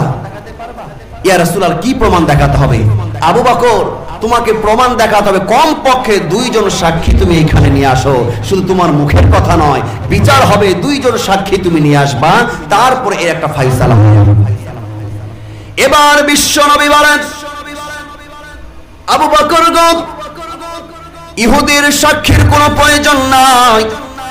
ইহুদি থাপ্পড় যে খেয়েছে, তুমি থাপ্পড় মেরেছো, তুমি তো নিজেই সেটা স্বীকার করেছো, কথা ঠিক কিনা? এই জন্য ইহুদির কোনো সাক্ষীর প্রয়োজন নাই। কিন্তু আবু বকর, তোমার তো কেউ নাই, আমি তোমার কাছ থেকে কমপক্ষে দুইজন সাক্ষী চাই। এবার আবু বকর রাদিয়াল্লাহু তাআলা আনহু বলেন, ইয়া রাসূলুল্লাহ, ইয়া হাবিবাল্লাহ, নবী গো, আমি যখন তাকে থাপ্পড় মারি এবং ইহুদি তখন যে কথাটা বলেছিল যে নবী মুহাম্মদ এবং মুসলমানদের আল্লাহ ফকির, এই কথাটা অনেকে শুনেছিল, অনেক মানুষ ছিল, কিন্তু সবগুলো ওদের সাঙ্গপাঙ্গ, ওদের দলের লোক ছিল, অনেক লোক ছিল, কিন্তু আমি জানি এখন আমার পক্ষে কেউ সাক্ষী দিবে না। ইয়া রাসূলুল্লাহ, ইয়া হাবিবাল্লাহ, এই জন্য নবী গো আমি আপনার সঙ্গে বলে দিতে চাই আমার দুনিয়াতে সাক্ষী কেউ নাই, আমি আর আমার আল্লাহ ছাড়া দ্বিতীয় কোনো সাক্ষী নাই। সুবহানাল্লাহ। এবার বিশ্ব নবী বলেন, ও আবু বকর, আপনি সাক্ষী দিতে পারছেন না, কোনো সাক্ষী নাই, তাহলে তো আমি এখন কোরআন দিয়ে বিচার কায়েম করব। কি দিয়ে? আমি এখন কোরআন দিয়ে বিচার করব। আবু বকর, আপনাকে আমি বলতে চাই, আমি যে কোরআন দিয়ে এখন বিচার ফাইসালা করব, কোরআনের রায় যেই দিকে যাবে আপনি কি মাথা পেতে মেনে নেবেন? বিশ্ব নবী বলছে, আবু বকর, আমার কোরআনের রায়, আমার আজকে বিচার রায় কে আপনি মেনে নিবেন? এবার আবু বকর চোখের পানি ছেড়ে দেয়, আবু বকর কাঁদে এবং বিশ্ব নবীকে ডাক দিয়ে বলে, ইয়া রাসূলুল্লাহ, ইয়া হাবিবাল্লাহ, দুনিয়াতে আমার কোনো সাক্ষী নাই, আমার কোনো সাক্ষী নাই, তবে আপনি আমার বিচারের বিষয়ে যে রায়টাই আপনি দিবেন না কেন নবী গো, আমি স্বতঃস্ফূর্তভাবে আমি খুশি হয়ে আপনার রায়টা মাথা পেতে মেনে নিব। বলি সুবহানাল্লাহ। এবার বিশ্ব নবী কোরআনুল কারীমের আয়াতটা দেখবেন, সূরা মাইদা 45 নম্বর আয়াতে আল্লাহ রাব্বুল আলামিন আয়াত নাযিল করে দিলেন, ফয়সালা এবার বিচার, ফয়সালা এবার কেমন বিচার বলেন, আমার বিশ্ব নবী কেমন ন্যায় বিচার প্রতিষ্ঠা করেছে। এবার বিশ্ব নবী কোরআন দিয়ে বিচার শুরু করে দিলেন। আল্লাহর নবী বলছেন, ওয়া কাতাবনা আলাইহিম ফিহা আন্নান নাফসা বিন-নাফসি ওয়াল আইনা বিল-আইনি ওয়াল আনফা বিল-আনফি ওয়াল উযুনা বিল-উযুনি ওয়াস-সিন্না বিস-সিন ওয়াল জুরুহা কিসাস। আল্লাহ নবী বলছে, আবু বকর, তুমি তো কোনো সাক্ষী নিয়ে আসতে পারো না, এই জন্য কোরআন দিয়ে আমি বিচার করব। কোরআন বলে দিচ্ছে, কোরআন বলে দিচ্ছে, প্রাণের বদলে প্রাণ, নাকের বদলে নাক, চোখের বদলে চোখ, দাঁতের বদলে দাঁত, জখমের বদলে জখম। অতএব তুমি যেহেতু ইহুদিকে একটা থাপ্পড় মেরেছো, একটা চড় মেরেছো, এখন আমার কোরআনের বিচার হলো এখন ইহুদিও তোমাকে একটা চড় মারবে। আবু বকর কাঁদে, আবু বকর কাঁদে, সাহাবীরা কাঁদে। বিশ্ব নবীজি কোরআনের আইন, কোরআনের বিচার, ইনসাফ ভিত্তিক বিচার করছে, কিন্তু বিশ্ব নবীজিও চোখের পানি ধরে রাখতে পারে না। বিশ্ব নবী বুঝতে পেরেছে আবু বকরের চোখের পানি প্রমাণ করে আবু বকর কোনো অন্যায় করতে পারে না। কথা ঠিক কিনা? আবু বকর হয়তো সাক্ষী নাই, আজকে তার ক্ষমতা নাই, আজকে তার সাক্ষী নাই, এই জন্য আবু বকর বিপদে পড়ে গেছে। বিশ্ব নবীজি আল্লাহর কাছে দোয়া করেছে, আল্লাহ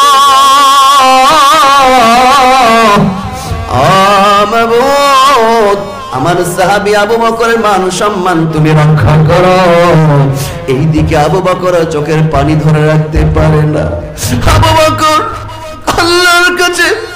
আল্লাহর কাছে দোয়া করে, আল্লাহ মাবুদ গো, আমি কি কারণে ইহুদিকে থাপ্পড় মেরেছিলাম, আমি কি কারণে ইহুদিকে আঘাত করেছিলাম? দুনিয়ার অনেক মানুষ দেখেছে, কিন্তু সেইগুলো ওদের দলের লোক, কেউ আমার পক্ষে সাক্ষী দেয় না। ও মাবুদ, দুনিয়ার কোন মানুষ না দেখলে আমি তো জানি আল্লাহ তুমি সব কারণটা জানো। সুবহানাল্লাহ। আবু বকর আল্লাহর কাছে সাহায্য চাই, ইয়্যাকা না'বুদু ওয়া ইয়্যাকা নাস্তাঈন, ইয়্যাকা না'বুদু ওয়া ইয়্যাকা নাস্তাঈন, ইয়্যাকা না'বুদু ওয়া ইয়্যাকা নাস্তাঈন। আবু বকর আল্লাহর কাছে সাহায্য চাই, ওগো মাবুদ আমি তোমার ইবাদত করি এবং একমাত্র তোমার কাছে আমি সাহায্য চাই, আমি একমাত্র তোমার কাছে সাহায্য চাই। আল্লাহ রাব্বুল আলামিন বলেন, আল্লাহ রাব্বুল আলামিন বলছেন, যখন কোনো মুমিন, যখন কোনো ঈমানদার, যখন কোনো প্রকৃতপক্ষে মুসলমান ঈমানদার মুমিন বিপদে পড়ে, তখন আমি আল্লাহ তাকে সাহায্য করা আমার উপরে ফরজ হয়ে যায়। সুবহানাল্লাহ। এবার বিশ্ব নবীজি ইনসাফ ভিত্তিক বিচার কাকে বলে? নিজের সাহাবী, নিজের দলের সদস্য আবু বকরের বিরুদ্ধে বিচার রায় হয়ে গেছে। এবার বিশ্ব নবীজি বলছি, ইহুদি রে, যেহেতু আবু বকর তোমাকে একটা থাপ্পড় মেরেছে, আমি রায় দিয়ে দিলাম তুমিও এখন আবু বকরকে একটা থাপ্পড় মারবে।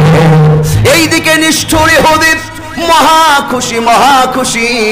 এবার সে থাপ্পড় মারার জন্য হাত জড়াজড়ি শুরু করেছে, হাত রেডি করছে, কিন্তু এই দৃশ্যটা আল্লাহ পাক দেখছে কি দেখছে না?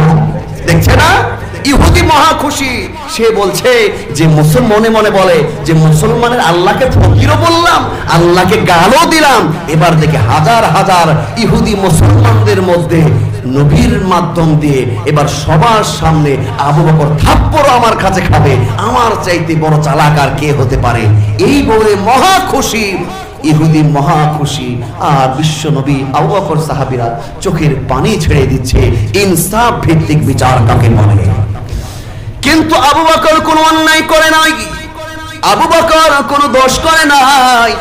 আল্লাহকে গালি দিয়েছে, আল্লাহকে গালি যে দিবে, সঙ্গে সঙ্গে তার গলাটা উড়িয়ে দেওয়ার আপনার আমার ফরজ। কথা বলুন ঠিক কিনা?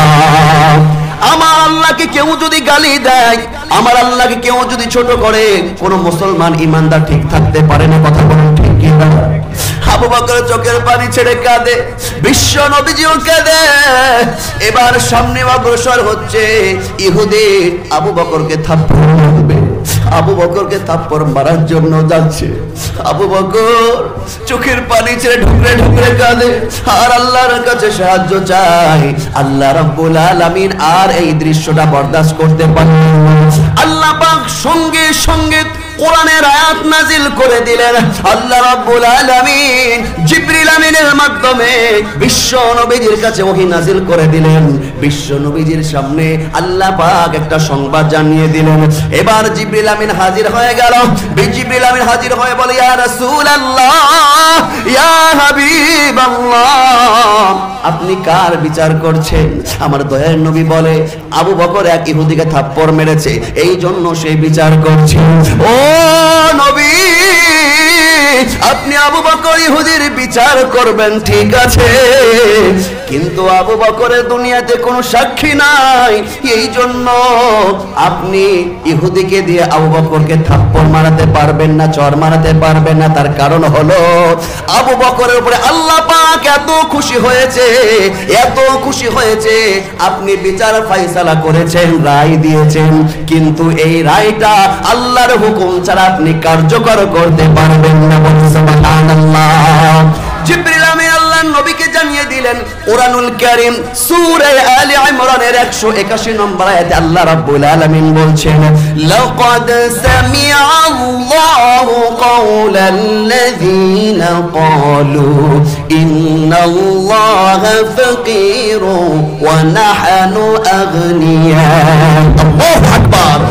জিবরিল আমিন জানিয়ে দিলেন কোরআনের আয়াতের মাধ্যমে, নবী গো, আবু বকরের দুনিয়াতে কোনো সাক্ষী নাও থাকতে পারে, কিন্তু আল্লাহ রাব্বুল আলামিন বলেছেন, লাকাদ সামিআ আল্লাহু কাওলাল্লাযীনা ক্বালু, সেই দিন ইহুদিরা বলেছিল, ইন্নাল্লাহা ফাকীরু ওয়া নাহনু আগনিয়া। আল্লাহ পাক বলে দিয়েছে, ইহুদিরা বলেছে, ইহুদিরা ধনী আর মুসলমানদের আল্লাহ আমি ফকির। দুনিয়ার কোনো মানুষ সাক্ষী না থাকলেও আবু বকরের পক্ষে আমি আল্লাহ স্বয়ং সাক্ষী হয়ে গেলাম। সুবহানাল্লাহ। আল্লাহ নবীর সঙ্গে সঙ্গে এই ওহীটা প্রাপ্ত হওয়ার সঙ্গে সঙ্গে আল্লাহর নবী জানিয়ে দিলেন, এইখানে যারা উপস্থিত আছো, থামো থামো, এখনই বিচারটা কার্যকর করা যাবে না। আমার আল্লাহ পাক কোরআনের আয়াত আয়াত নাজিল করে দিয়েছে, বরং আবু বকরের সাক্ষী আমার আল্লাহ পাক নিজেই হয়ে গেছেন। বলি সুবহানাল্লাহ, আল্লাহু আকবার। ন্যায় বিচার, ইনসাফ ভিত্তিক বিচার কাকে বলে? ইনসাফ ভিত্তিক বিচার কাকে বলে? দেখেন, ন্যায়ের পক্ষে, সততার পক্ষে রবিউল আউয়াল মাস, এটা হলো সিরাতের মাস। কথা বলুন ঠিক কিনা? এই জন্য নবীজির জীবনী থেকে আলোচনা হবে। সম্মানিত প্রিয় উপস্থিতি, সম্মানিত সুধী মণ্ডলী, আমি যেই কথা বলছিলাম, শুধু নবীজির আশিক এই কথা বলে মুখে ফেফড়া তুললে চলবে না। আমাদের ক্যারেক্টারের মধ্যে, আমাদের 3.5 হাত বডির মধ্যে নবীর সুন্নাহ থাকার দরকার আছে না? যদি আমরা এখন থেকে নিয়ত করতে পারি প্রতি বছর নতুন নতুন আমরা 2টা-3টা করে সুন্নাত প্রতি বছর আমাদের মধ্যে আমরা জাগ্রত করব, প্রবেশ করাবো, দেখবেন আপনার 2-5 বছর 10 বছরের মধ্যে আপনার দেহটা 3.5 হাত বডি যেন পরিপূর্ণ সুন্নতের পাবন্দি লাভ করবে। কথা বলুন ঠিক কিনা? একবার নিয়ত করেন যে দস্তরখানায় খাবো, আর একবার নিয়ত করেন এবার দাড়ি রেখে দিব, আর একবার নিয়ত করেন যে প্যান্ট শার্ট বাদ দিলাম, ঢিলা ঢেলা পোশাক জুম্পা পাঞ্জাবি পরবো, আর একবার নিয়ত করেন নবীজির সুন্নাত তো শেষ নাই। কথা বলুন ঠিক কিনা? আমার মুসলমান ভাইয়েরা, নবীর প্রতি ভালোবাসা যার যত বেশি থাকবে, শুধু মুখে নয়, হৃদয়ে, হৃদয়ে জায়গা যার যত বেশি থাকবে, নবীজির সুন্নাহ, নবীজির আদর্শ মানতে যতই কষ্ট হোক তার কোনো অসুবিধা হবে না। কথা বলুন ঠিক কিনা? কিন্তু আজকে আমাদের নবীজির সুন্নাহ ততক্ষণ ভালো লাগে যতক্ষণ আমার স্বার্থের কোনো ব্যাঘাত ঘটে না। কথা বলুন ঠিক কিনা? একটু আওয়াজ দিয়ে বলুন ঠিক কিনা? যদি বলেন হুজুর এটা কেমন কথা, এটাই আসল কথা। আপনি দাওয়াত দিবেন, অনেক বলবে যে দাওয়াত খাওয়া সুন্নাত, দাওয়াত দেওয়া সুন্নাত, যাই দাওয়াতে যাই। আপনি তাকে একটা হাদিয়া দিবেন, অবশ্যই হাদিয়া নেওয়াও সুন্নাত, দেওয়াও সুন্নাত। কথা ঠিক কিনা? আতর মাখা সুন্নাত, খেজুর খাওয়া সুন্নাত, মধু খাওয়া সুন্নাত, এইগুলো সব ঠিক আছে। যখনই আমার স্বার্থের মধ্যে আঘাত আনে, তখন কিসের আশিকে রাসূল, আর কিসের নবীর প্রেম, আর কিসের নবীর মুহাম্মদ, কিসের নবীর মুহাব্বত, তখন আমরা সেই দিকে আর ঘুরেই তাকাই না। কথা বলুন ঠিক কিনা? আমার মুসলমান ভাইয়েরা, যদি সত্যিকারে নবীজির প্রিয় আশিক হতে পারে, কেউ যদি আসলে নবীকে মহব্বত করতে পারে, নবীজিকে ভালোবাসতে পারে, শুধুমাত্র মিষ্টি খাওয়া, দাওয়াত খাওয়া এর মধ্যে সীমাবদ্ধ নয়, বরং আমার নবীকে কেউ যদি গালি দেয়, আমার নবীকে কেউ যদি তুচ্ছ-তাচ্ছিল্য করে, নবীজির প্রকৃত আশিক কখনো থেমে থাকতে পারে না। কথা বলুন ঠিক কিনা? কিন্তু অনেক সময় দেখবেন চুপ মেরে বসে থাকে যে এখন অবস্থা খারাপ, এখন কিছু বলা যাবে না, এখন চুপ মেরে থাকেন। এইরকম নবীদের আশিক আছে না নাই?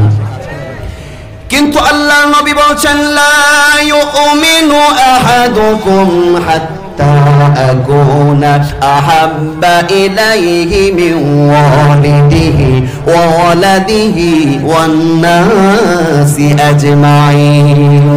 তুমি তোমার পরিবারের মায়া করছো, তুমি তোমার স্বার্থের চিন্তা করছো, তোমার ছেলে মেয়ের চিন্তা করছো। আল্লাহর নবী বলছেন, দুনিয়ার সমস্ত মানুষ, তোমার ছেলে মেয়ে, তোমার সন্তান, এমনকি তোমার নিজের জীবনের চাইতে আমি মুহাম্মদকে যতক্ষণ পর্যন্ত তোমরা ভালোবাসতে পারবে না, ততক্ষণ পর্যন্ত প্রকৃত ঈমানদার মুসলমান হতে পারবে না। কথা বলুন ঠিক কিনা?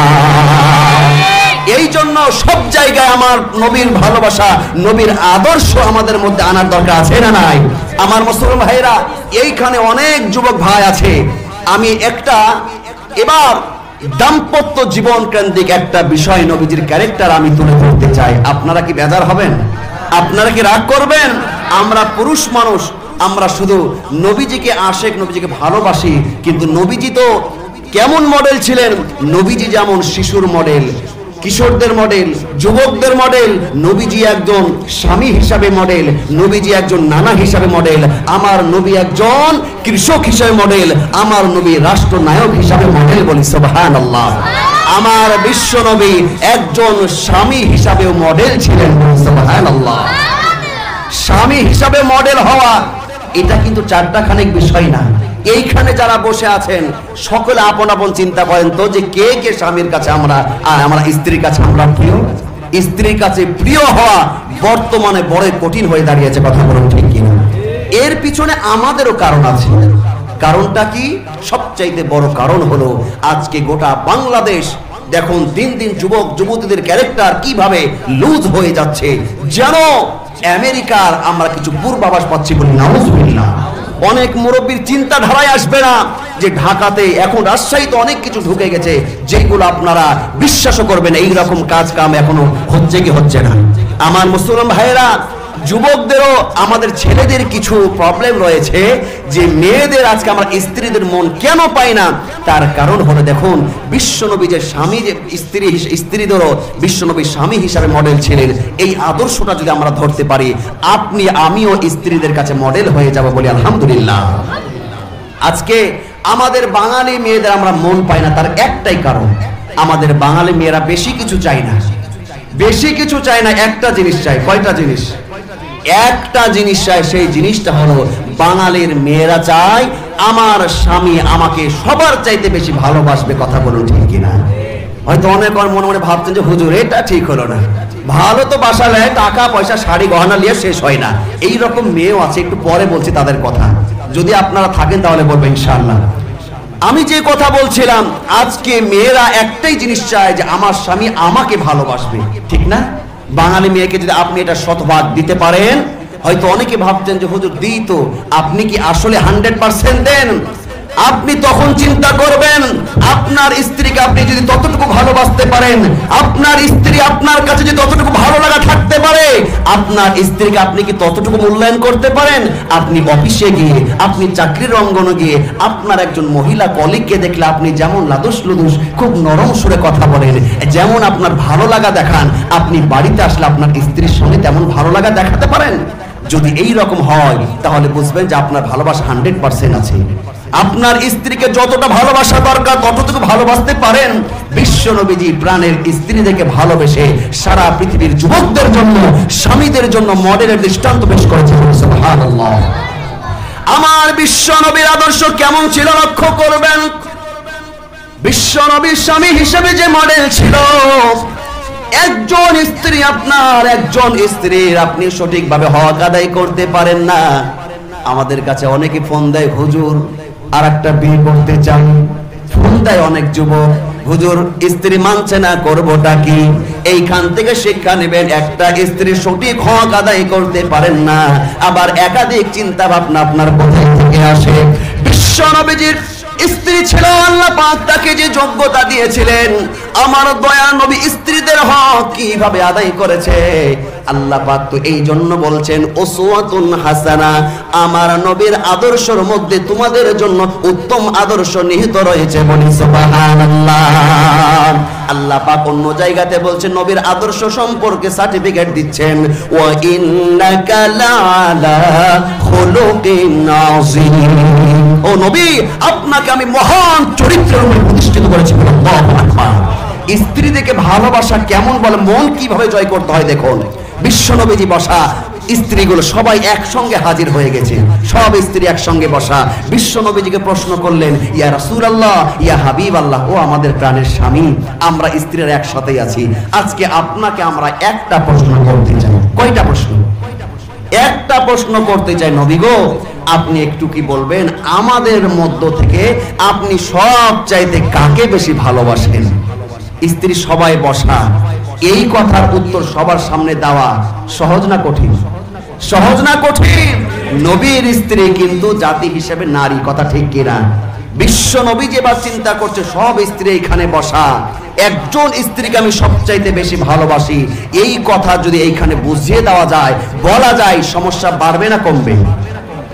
বিশ্ব নবীজি চিন্তা করলেন স্ত্রীরা সবাই বসা যখন প্রশ্ন করেছে আমাদের মধ্যে আপনি কোন স্ত্রীকে সবচাইতে বেশি ভালোবাসেন, বিশ্ব নবীজির আদর্শের সঙ্গে কোনো আদর্শ তুলনা করা যায় না। বিশ্ব নবীজি একজন স্ত্রীর সঙ্গেও কিন্তু বেইনসাফ আচরণ করতে পারে না, ঠিক কিনা? বিশ্ব নবীজি বলছে আমার স্ত্রীরা তোমার অ্যানসার, তোমাদের অ্যানসার আমি তোমাদের অ্যানসার দিয়ে দেব, তবে আজকে নয়, তোমরা এই অ্যানসারটা আগামী কালকে পাবে। সুবহানাল্লাহ। এবার বিশ্ব নবীজি আগামী কালকে অ্যানসার দিবেন। এবার রাত্রে বেলায় আমার দয়া নবী প্রথম স্ত্রীর ঘরে গেলেন, নবীর পক্ষ থেকে 2টা খেজুর, কয়টা খেজুর? দুইটা খেজুর হাদিয়া নিয়ে গেলেন প্রাণের স্ত্রী। প্রথম স্ত্রীর কাছে গিয়ে, ও আমার প্রাণের স্ত্রী, আমার পক্ষ থেকে তোমার জন্য দুইটা খেজুর, এই দুইটা খেজুর ভালোবেসে তোমাকে আমি উপহার দিলাম। বলি সুবহানাল্লাহ। আর একজন স্ত্রীর কাছে গেছেন, ওনাকেও দুইটা খেজুর। কয়টা খেজুর? দুইটা খেজুর। ও আমার স্ত্রী, প্রাণের স্ত্রী, আমার পক্ষ থেকে ভালোবাসার হাদিয়া স্বরূপ তোমার কাছে দুইটা খেজুর। এইভাবে পর্যায় করে প্রত্যেকটা স্ত্রীর কাছে নবী গেছেন এবং প্রত্যেক জনের কাছে কয়টা করে খেজুর দিয়েছেন? দুইটা করে খেজুর হাদিয়া দিয়েছেন। আদর্শ কাকে বলে? পরের দিনে বাদ স্ত্রীরা হাজির, অ্যানসারটা তো নিতেই হবে। আমি আগেই বলেছি, মেয়েরা একটা জিনিস চায়, আমাকে যেন আমার স্বামী সবার চাইতে বেশি ভালোবাসে। কথা ঠিক কিনা? আর আমাদের বাঙালি মেয়ের তো কথাই আলাদা, শুধু স্ত্রী আমাকেই তুমি ভালোবাসবে, এমন ভালোবাসবে, শুধু আমাকেই দিবে, আমাকেই ভালোবাসবে, জনম দুঃখিনী মা বাবা জাহান্নামে যাক, ওদেরকে তাকাতে হবে না। এইরকম স্ত্রী আছে না? নাই? এই রকম স্ত্রীদের জন্য বড় দুঃখ, আফসোস আর পরিতাপের বিষয়, আপনাদের জন্য ধ্বংস অনিবার্য। যেই স্বামীকে আপনি পেয়েছেন, যেই স্বামী, যেই মা বাবার অক্লান্ত পরিশ্রম, সাধনা, ভালোবাসার মায়া যা ওসিলাই দুনিয়া এসেছে, অনেক স্ত্রীরা চাই ওই মা বাবাকে যেন না দেখে। আছে না নাই? বিশ্ব নবীজির স্ত্রী এবার সবাই হাজির হয়ে গেছে এক জায়গায়। ইয়া রাসূলুল্লাহ, আজকে তো আপনি আমাদের অ্যানসারটা দিবেন। নবী গো, আপনি বলে দেন, আপনি আমাদের মধ্যে কাকে সবচাইতে বেশি ভালোবাসেন? আপনি কাকে সবচাইতে বেশি ভালোবাসেন? এবার দেখুন ইনসাফ কাকে বলে, এবার নবীর আদর্শ কাকে বলে। আমার বিশ্ব নবীজি বলছে, অবশ্যই অবশ্যই ও আমার প্রাণের স্ত্রীরা, আমি অবশ্যই অবশ্যই বলবো তোমাদের মধ্যে আমি কাকে ভালোবাসি। তাহলে তোমরা অ্যানসারটা শুনে নাও। আমি তোমাদের মধ্যে ওই স্ত্রীকে সবচাইতে বেশি ভালোবাসি গত রাত্রিতে যে স্ত্রীকে আমার পক্ষ থেকে আমি দুইটা খেজুর উপহার দিয়েছি। বলি সুবহানাল্লাহ। বিশ্বনবীর আদর্শ কাকে বলেন? বিশ্বনবী প্রত্যেকটা স্ত্রীকে কয়টা করে খেজুর দিয়েছিলেন? দুইটা করে খেজুর দিয়েছিলেন, কিন্তু তাদের নজরের বাইরে। এবার একজন স্ত্রী মনে করে দুইটা খেজুর তো আমি পেয়েছি, যা কোনো আওয়াজ করার দরকার নাই, বিশ্বনবী আমাকে ভালোবাসে। আর একজন স্ত্রী চিন্তা করছে, আমার স্বামী আমাকে দুইটা খেজুর দিয়েছে, আমার চাইতে ধন্য আর কে হতে পারে, আমার নবী আমাকে বেশি ভালোবাসে। আর একজন বলছে, তোমরা মুচকি মুচকি হাসছো, আমি হাসবো না, তার কারণ এই পুরস্কারটা তো আমি পেয়ে গেছি। বলি আল্লাহু আকবার। এই হলো নবীর আদর্শ। নবী হলেন স্বামীদের মডেল। কথা বলুন ঠিক কিনা? আমরা শুধু মিলাদ খেয়ে ক্ষান্ত, নাকি নবীর আদর্শ ক্যারেক্টার আমাদের মধ্যে আনতে রাজি আছি? আমরা মডেল স্বামী হতে রাজি নাই। আমরা স্ত্রীদের কাছে প্রিয় হতে চাই, তার কারণ স্ত্রীদের হক যদি সঠিকভাবে আদায় করতে পারি, তাহলে আল্লাহ পাক আপনার আমার জন্য জান্নাতের রাস্তাটা সহজ করে দেবে। কথা বলুন ঠিক কিনা? আমার মা বোনরা অনেকেই বলছে, হুজুর এইরকম একটা আলোচনা মেলাদিন থেকে মনে মনে ভাবছিলাম, এইরকম আলোচনা কেউ করছিল না, যে স্বামীরা আমাদেরকে আজকে ঠিক মতন খবর নেয় না। আসলে সমাজে অনেক পুরুষ আছে, স্ত্রীদের যে হক 16 আনা আদায় করেন। আছে না নাই? আছে না নাই? আপনাদের এই দিকে বোধহয় নাই, তবে কোট অঞ্চলের দিকে আছে, নাকি এই দিকেও আছে? এই দিকেও আছে। তবে আমি মা বোনদের উদ্দেশ্যে আমি এতটুকু বলতে চাই, শুধু মা বোনরা স্বামীদের কাছ থেকে ভালোবাসা নিবেন আর স্বামীদেরকে ভালোবাসবেন এমনটা হতে পারে না। কোরআন বলছে, হুন্না লিবাসুল লাকুম ওয়া আনতুম লিবাসুল লাহুন। স্বামী স্ত্রী উভয়ে পোশাক স্বরূপ। পোশাক যেমন দেহের সাথে একাকার হয়ে থাকে, স্বামী স্ত্রী প্রত্যেকটা বিষয়ে একে অপরের পোশাক স্বরূপ। কথা বলুন ঠিক কিনা? স্ত্রীরা যেইভাবে, এই স্বামীরা যেইভাবে স্ত্রীদেরকে ভালোবাসবে, অনেক স্ত্রী আছে দেখবেন, অনেক মা বোন আছে, আসলে স্বামীদেরকে সঠিকভাবে সে হকটা আদায় করে খেদমত করে না। বাস্তব কথা বলছি, একদম আমার দেখা প্র্যাকটিক্যাল কথা বলছি। অনেক আছে স্বামী খেদমত করে না, কে স্বামীর সঙ্গে মিষ্টি কথা মুখ দিয়ে বের হয় না। স্বামী যখন অফিস থেকে আসে, ওই গামছা টয়লাটা আগিয়ে আসে না, একটু ঠান্ডা পানি আগিয়ে আসে না, মিষ্টি কথা মুখ দিয়ে বের হয় না। অনেক স্ত্রী আছে, আমার অনেক বোন আছে, মুখগুলো কালা করে রাখে। আর যখনই দেখবেন যে ডিশের বিল আলা ডিশের বিল নিতে আসে, তখন ভাইয়া গত মাসে কেন আপনি ঠিক মতন আসেন নাই, এই রকম মিষ্টি কথা অনেক মেয়েরা বলে কি বলে না। যখন দুধারা বাড়িতে দুধ নিশা আসে তখন আপনি কেন বেহাইয়ার মতন, আপনি কেন বেগানা নারী একজন পুরুষের সামনে যান? তখন তো আপনি ক্যালক্যালিয়া হাসেন, আপনার কাপড় চোপড় ঠিক থাকে না। আপনি একজন দুধারার সাথে আপনি মহব্বত করেন, দুধারার সাথে আপনার মিষ্টি মিষ্টি কথা, যেই মিষ্টি আপনার সামনে বাড়িতে আসলে সেই মিষ্টি চেহারা আপনার দেখা যায় না। কথা বলুন ঠিক কিনা? আপনারা বোধহয় রাগ করছেন, দোয়া করে দিন। নাকি রাগ করছেন? যাক, আমি কি খারাপ কিছু বলছি? বাস্তব কথা বলছি। তার কারণ পুরুষরা যেইভাবে কবরে যাবে, মহিলারা কবরে যাবে না নাকি সংসদ ভবনে যাবে? ওনারাও কবরে যাবে, সকলকে এক কবরেই যেতে হবে। তার কারণ হলো আমার মা বোনরাও ধরা খেয়ে যাবে। আমি সামনে কি ভয়ানক একটা কথা আপনাদের সামনে জানিয়ে দিব। অনেক মা বোন আছে দেখবেন, স্বামী ঘরে আসলে নবীর সুন্নাহ হলো তোমার ঘরে যা আছে আলতা, লিপস্টিক, সোনো, পাউডার কিছুই নাই, সাবান আছে, সাবানটা মুখটা ধুয়ে একটু ফ্রেশ হয়ে থাকো। কিন্তু না, স্বামী বাড়িতে আসলে ওই সুন্দরভাবে সাজুগুজু করতে ভালো লাগে না, কাজের বিটি রহিমার মতন বসে থাকে। কথা বলুন ঠিক কিনা? আমার কোন বোন আবার রহিমার নাম থাকলে আমার পর বেজার করেন না, এমনি কথার কথা বললাম। তো এই রকম ভাবে কাজের বিটির মতন কোন রকম নোংরা হয়ে পড়ে বসে থাকে। আবার দেখবেন যদি শুনে যে কোনো বন্ধু কোনো জেলা থেকে বাড়িতে বেড়াতে আসবে, কোনো গেস্ট আসবে, সেই দিন দেখবেন বাপরে বাপ, সেই দিন দেখবেন তার সাজুগুজু পোশাক আশাক কোথায় থেকে যে বের হয়, তার সৌন্দর্য চেহারাটা অন্যরকম পাল্টে যায়। কথা বলুন ঠিক কিনা?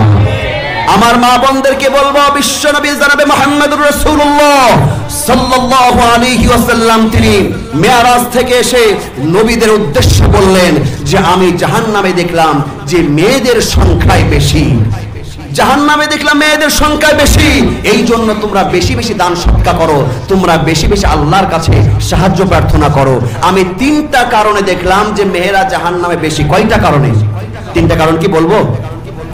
মেয়েরা তিনটা কারণে জাহান্নামে বেশি। এবার মেয়েরা, মহিলারা প্রশ্ন করলেন, ইয়া রাসূলুল্লাহ, ইয়া হাবিবাল্লাহ, মেয়েরা কোন তিনটা কারণে জাহান্নামে বেশি, একটু আমাদেরকে একটু বলুন। এবার যখন তিনটা কারণে, এক নাম্বার কারণ হলো মেয়েরা দেখবেন বেশি গীবত গিল্লা করে। করে কি করে না? পুরুষরাও করে না তাই নয়, পুরুষরাও করে, কিন্তু 2-5 জন মেয়েকে এক জায়গায় বসিয়ে দিবেন, আপনি কত বড় স্বামী আর কি করেন না করেন, কি করেছেন জীবনে, গোটা 10 মিনিটের মধ্যে আপনার 10 বছরের ইতিহাস শুনিয়ে দেওয়া হবে। মেয়েরা গিল্লা গীবত এটা বেশি করে। আল্লাহর ভাষায় কোরআনুল কারীমে আল্লাহ পাক বলেন গীবত করা আপন মায়ের পেটের ভাইয়ের গোশত খাওয়ার সমান। জেনার চাইতে নিকৃষ্ট গীবত বলা হয়েছে। গীবত করা যাবে? আল্লাহর নবী বলেন মেয়েরা গীবত গিল্লা বেশি করে। 2 নাম্বার যেই কারণে মহিলারা জাহান্নামে বেশি, এই রকম অনেক মহিলা এই বাংলাদেশের রাজশাহীতে অনেক আছে। 2 নাম্বার বৈশিষ্ট্য হলো আল্লাহর নবী বললেন যে সমস্ত মহিলারা স্বামীর কৃতজ্ঞতা করে না, স্বামীর শুকরিয়া আদায় করে না, স্বামীর উপরে সন্তুষ্ট থাকে না, শুধু স্বামীর উপরে লানত করে, স্বামীকে খালি বলে আমি বলে তোমার ঘর করে গেলাম, জীবনে কয়টা শাড়ি দিলা আর কয়টা আংটি দিলা, আমাকে কি দিলা, স্বামীর উপরে খুশি থাকে না, এই রকম মেয়েগুলো আমি জাহান্নামে দেখলাম। বলি নাউজুবিল্লাহ।